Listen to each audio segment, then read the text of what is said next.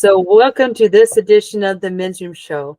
I am super excited to have Mick join us because he is perfect in his timing for the book that he has written in time for us to have a philosophical conversation about what a man really wants, and for women to know men and for men to know themselves. And so that's the book that you've written.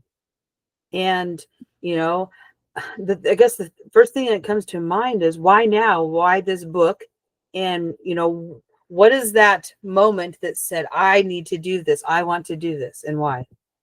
I like that question. Good first question. So it's been something that's been on my mind for a very long time. I'm a man in this world. I know a lot of men in this world, coach a lot of men in this world, and most problems that I see in men kind of stem from the same thing, as well as most problems in relationships between men and women. And it's just this misalignment of men. It's this thing that you see in this world where men are just not very much in touch with their masculine in a healthy way. And you see that show up, and I hear women complain about it. And to be really honest and transparent, it was when about 3 women in the same week told me, hey, I really like something along the lines of, I really love your approach with me, and I feel like more men should be like that way. And I felt this in some relationships I've had with women, that it's kind of healing for them to finally be with a man who, and I'm not saying I'm the perfect man, right? But I've just noticed that they really desire someone to step into their power. They really desire someone who can hold strong boundaries, who can show up as a gentleman, and at the same time kind of trigger their brain, right? And it's healing for them. And 3 women told me that. I was like, wow, yes. When I look at the past relationships they've had or the past men they've encountered, there's that could be better. And so I thought there's just this message that men need to hear, and I'll be the one who shares it. Well, I think it's great that you decided to step to the plate, because that you're embodying that, gift of being able to work on yourself, to be the best version of yourself, and be someone that could make a partner that's desired.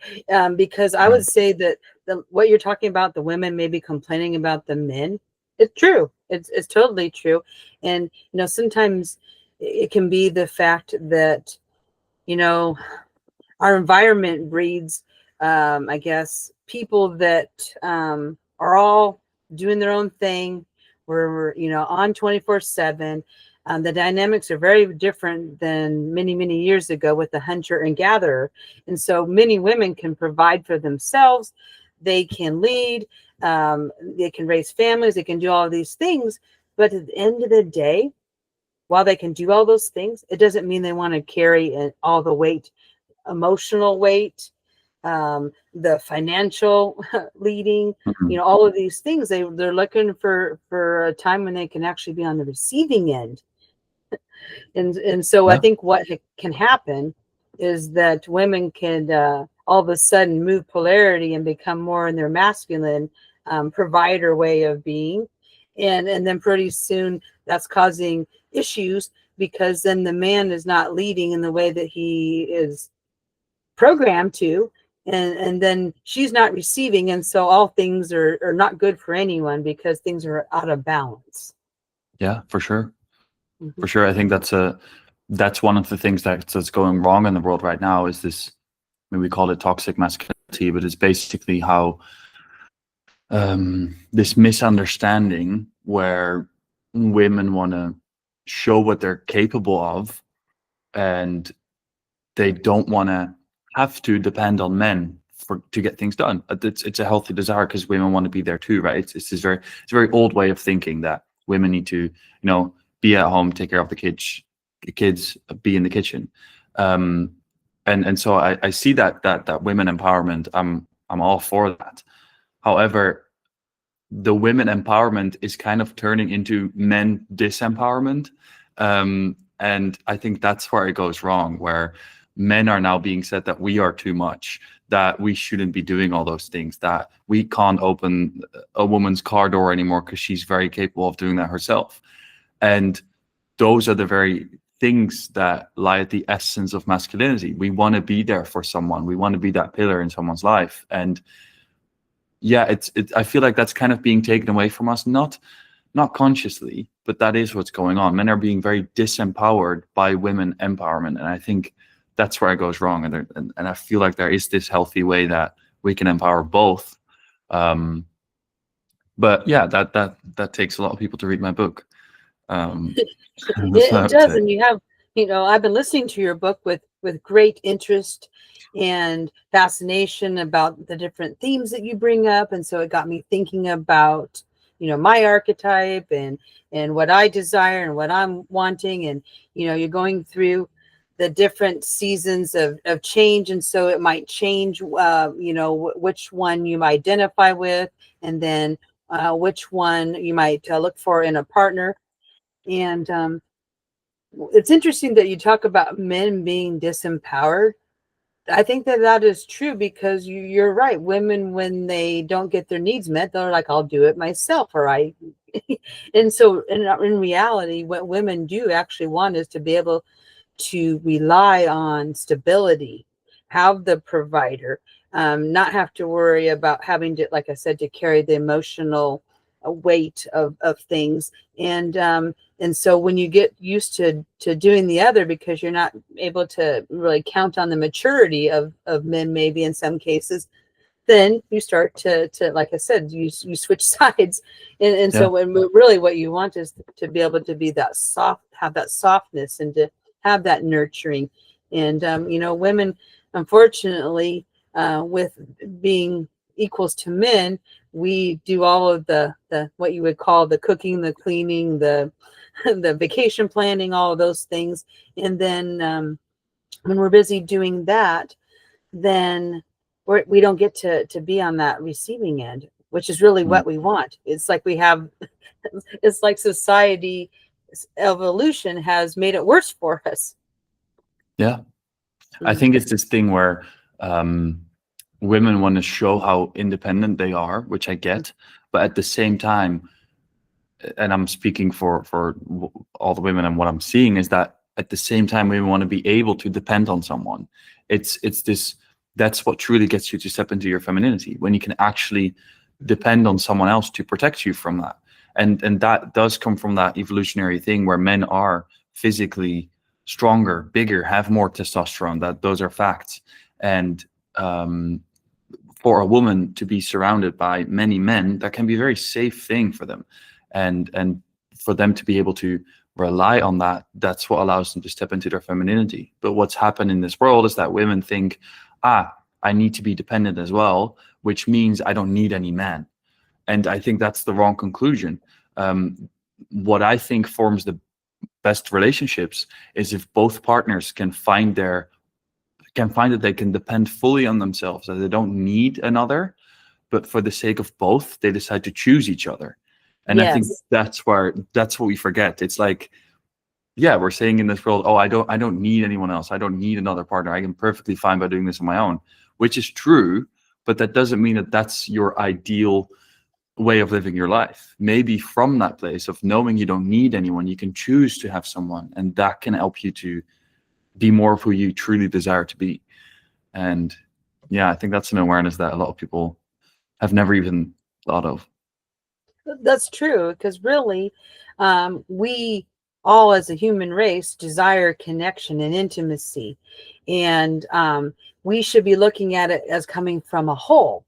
So two whole people come together, not two halves, because a lot of times we'll say, oh, that's my other half or my better half. Well, no, we're two whole people, and everything should be additive.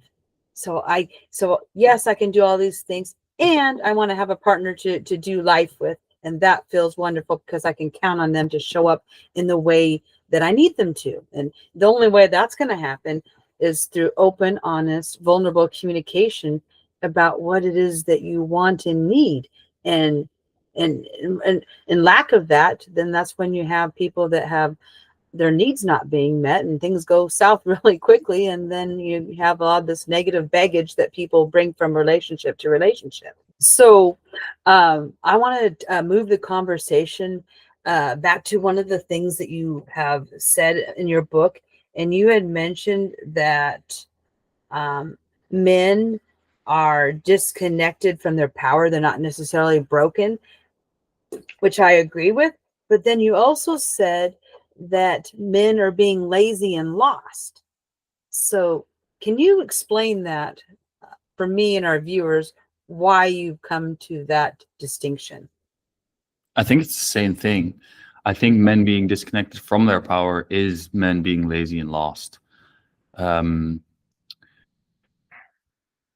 what I know about a man truly stepping into its power, it is someone who knows how to embody these four archetypes, right? The provider, the warrior, the lover, and the sage. And none of them say lazy or lost, right? It's very much about recognizing within yourself where you might be slacking. Because I truly believe that for a man, it doesn't feel good to be lazy. Like for a man, it's laziness, and might be making an interesting distinction here. But for a woman, that might easier be relaxation. I think for men, it's very difficult to relax because we just have this intrinsic fire, which is way more available for us than I think it is for women. Doesn't mean it's not available for women, doesn't mean it can be trained. But I think that for men, it's just more naturally available. We have that testosterone. We want to get out there. We want to show up and do things. We got to be busy, whether that's from trying to avoid certain aspects of ourselves. That's a different topic. But men just have that more. And the moment that as a man, we have difficulty stepping into our provider or our warrior or even lover or sage, we are more prone to feel lost. And from that, not knowing what to do or where to go, we freeze and we end up not doing anything. And then we start labeling ourselves as lazy, and we get into this downward spiral of not being good enough as a man and not knowing what to do about it. And yeah, I think that that's something that a lot of men can recognize themselves in. You know, just sitting there on the couch, knowing that you're supposed to do something, but having no idea where to go or what's going wrong. And yeah, I hope the book helps. So how does he get back to that? If he's found he's in this place, let's say, where he doesn't have his purpose, or he's not feeling like connected, or he is not really using his intuition and trusting himself to make decisions, how does he come back to that when he finds himself that way? What have you found? Yeah, just start moving. Just start doing something. As a man, it's really not that difficult to get up and go to the gym. It's really not that difficult to just go out for a run. It's not difficult to meet up with friends. It's that stuff that from this state of freeze, from this not doing anything, nothing's going to happen. Nothing's going to change. And I think that especially for men, and this goes for women too, but the moment you just start doing something, that thing will lead you to the next thing and to the next thing. And before you know it, you found your excitement back, you found your purpose, you found what you want to do. And I think for men, it's easier because, like I said, there is that fire that never really goes out, and that we'll see that starts to burn again the moment we just start moving. So yeah, if you find yourself lost and lazy, get up and go to the gym. And after that, you know, you'll feel better. It's this online coach that I heard say, which I thought was a very interesting point. He was aiming at all men who are depressed and feel like killing themselves. And he said, get a six-pack first, then do whatever you want to do, but get a six-pack first and then do it. His point was, by the time you'll have the six-pack, you'll no longer feel like you want to, you know, kill yourself and be depressed. And I do think that that's a good cure for a lot of men, because the reason that they do feel depressed or really, you know, think about that suicide is because they're lost, and maybe also because they're lazy. I would add they're in isolation. So Yeah, that too. Yeah, for sure. So you've got to get out of isolation with people, get moving. And the analogy that coach was using is correct. You go work on yourself, pick any area, one little thing, just pick one thing every day to work on, and have the discipline to keep going. Because that's the other thing is, you know, okay, you could be frozen and you know that you need to get moving, but then you're being lazy or not being disciplined to go do what you need to make yourself in a, you know, better, and to put yourself Yeah. in a better mindset so that you want to do these things. Yeah. And I think it does start with, I don't really like discipline because I'm a big believer of follow your excitement only.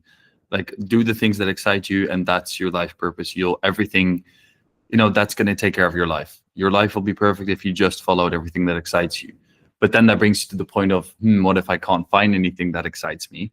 And that is kind of where that little step of discipline comes in, because it's this, you got to take that first step, and from then you'll start rolling. And yeah, I do think that indeed it doesn't matter which direction you go into, just start, and from there follow your excitement. And I do believe that the moment you find that little spark of excitement, it can be the smallest thing, like get an ice cream, read a page of a book, talk to a friend, that from there you get the ball rolling, and you don't need discipline anymore, because you've got a good enough reason to do what you want to do, which is you're excited to do it, and then you don't need discipline anymore. So it's fairly easy to get back on track, though it might seem so far away because you're in that mind space of lost, isolated. Yes, because I've seen that in the men that I've worked with, being in that isolated spot, not having the discipline to go do something. And that's, the first thing I recommend is get curious, go be playful, go find something. And chances are when you're out there, it's going to happen. And what do you think happens? They follow that little piece of advice, even though they're not really sure that they want to, or that actually anything's going to happen because of it. And then they come back and they're excited that they did that. And so, sometimes the easiest things for us to do as humans is actually, we make it hard on ourselves. We get in our own way of going and achieving and, and being a different way, because we're just telling ourselves all of these stories about how we don't deserve, or we can't get there, or I have no idea, and I'm not here by this point in time. I mean, the list goes on. I mean, I could have 100 items of why people get stuck and don't move forward. Yeah. So if we want to have men and women reconnect and move through that challenge that when we first opened up the show, which was really the dynamics that we see ourselves in, the independence of women not needing men, and then men feeling like they're shut down. How do we get that conversation going and get things moving so we can move in the right direction? What do you think the answer or the solution to moving towards that is? I think if I put it very simply, it's for men to take charge and for women to let go. I think that's what it's about. I think it's really, and that's what I'm just trying to do with the book, is to inspire men to actually step up their game, and for women to help them at the same time, because it doesn't just require men, right? Because the moment that's where I think it went wrong with the women empowerment. We were teaching women how to empower themselves, and because that was the main focus, men didn't know how to didn't know what to do with it. They didn't like, and it's paralyzing. And then because that's all happening, we kind of are like, oh, okay, well, we'll just let them, which is a very non-masculine thing to do, right? And I think if you were just to teach men the same thing, right, men empowerment, that's going to be paralyzing the women, and it's going to create this clash. And so what I decided to do, and why it says in the subtitle, it's for men to know themselves and for women to know men. I think that's where the importance lies, where men learn to take charge and that they actually do need to change, and women at the same time as well. We can help each other in that way. So yeah, what I mean by men taking charge is, I think that what men truly want is for women to respect them, to see them, to surrender to them. That's what they want. At the same time, I do believe that women desire that too. They want to be able to surrender to a man, but at the same time, they want to be listened to. They want to have that space created for them. And I think both need to be a version of themselves that can allow the other person to do that. Because it's one thing for men to say, oh, I want my woman to respect me, I want her to see me, I want her to surrender to me. But if you're not a man who deserves, then that's where it stops. So yeah, you can have that clarity that that's what you want, but then you got to become a person who actually deserves that and who can handle that.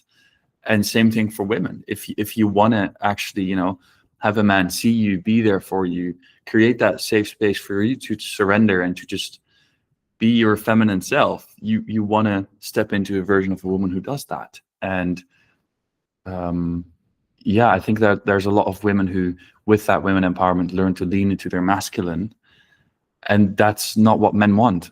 And I think that's where it goes wrong. And so both of them need to step up their game, but women need to do that by letting go of this idea that they need to prove more, and men need to do that by taking charge and actually realizing, maybe I need to be a little bit more, you know, and I think that's where it starts.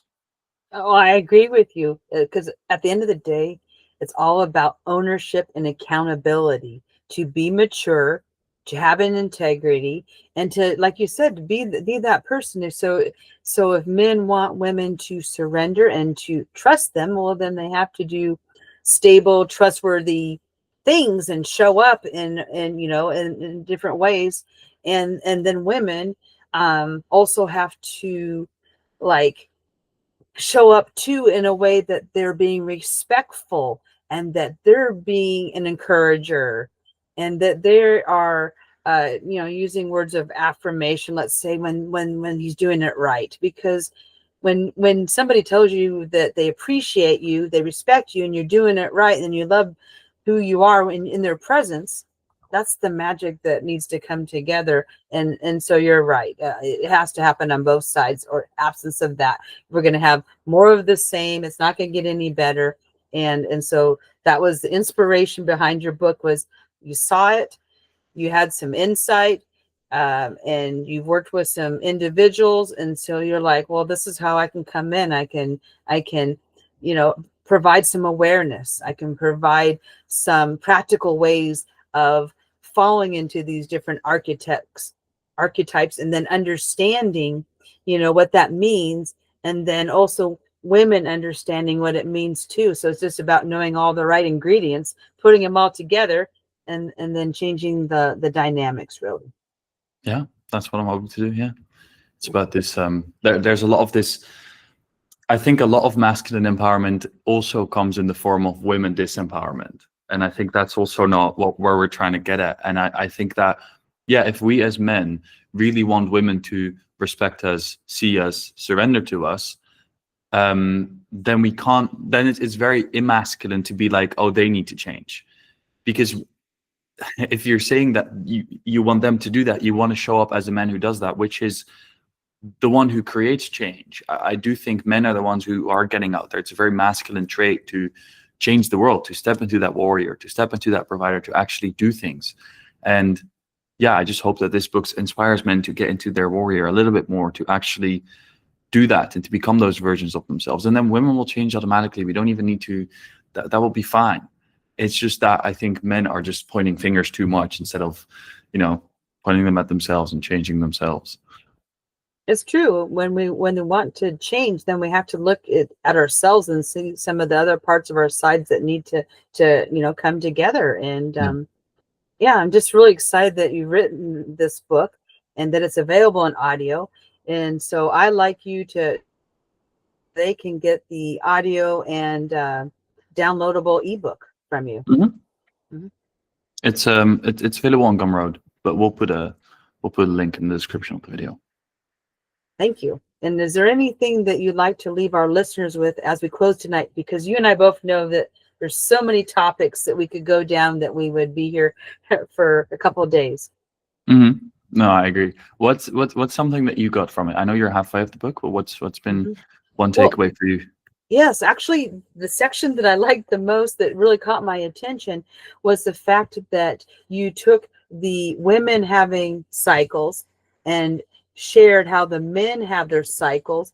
And so really, it's something that biologically we all know, but it's not something that you think about. So you brought back the awareness. I'm like, yes, there are certain times of day that certain things are more pleasurable, or more more of your, I guess, feeling into your energetic states. And so just remembering that. And so there, you had a lot of different examples of what that could mean.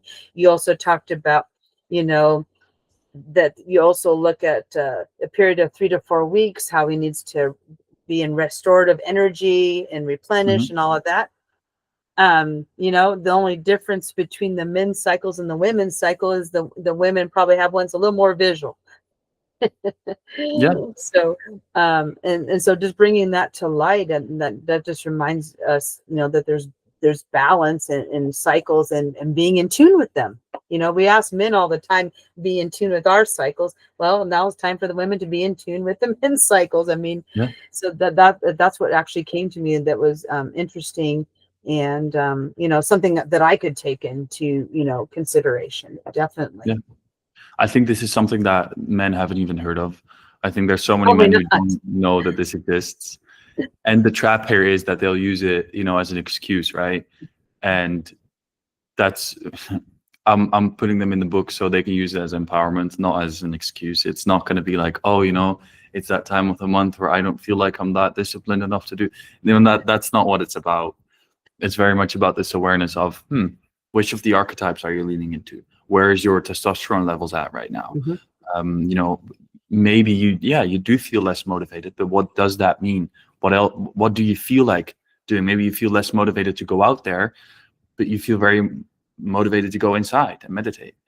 And I think that when men gain that awareness, and when women can help them in that, and don't demand men to be something that they don't want to, that's where healthy relationships can happen. And thanks for pointing that out. It's a good part of the book. I think it's interesting to be aware of it, and it helps in relationships. And I've noticed it help with myself. Just this awareness of myself that I could potentially fall into different cycles, or be in a different mood, depending on my testosterone levels, or just where I'm at in the year. It's just helped me explain to women where I'm at as well, because eventually most relationships thrive when there's good communication.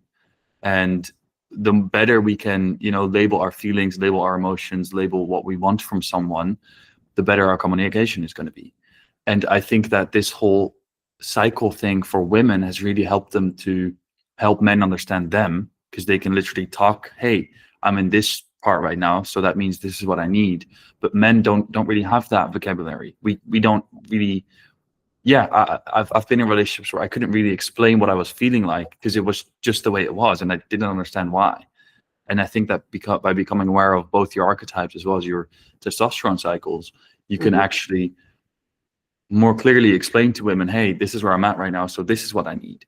It's got nothing to do with you. I still love you. However, this is what I need. And I think that's a very powerful game changer in relationships. It is. And so that you got my attention right away, Nice. with that piece of it. And this was, like I said, as a reminder, because, in school, you get the different lessons of sexuality and maturity, but that one isn't in there. I don't remember being taught anything like that. It would be more something like you'd read, in science as a college student, to be honest, the testosterone levels and why they are as they are. And, if there's an imbalance in that, you're going to have some things going on. And just being aware of it, and just leaning into it, and Thanks for pointing it out.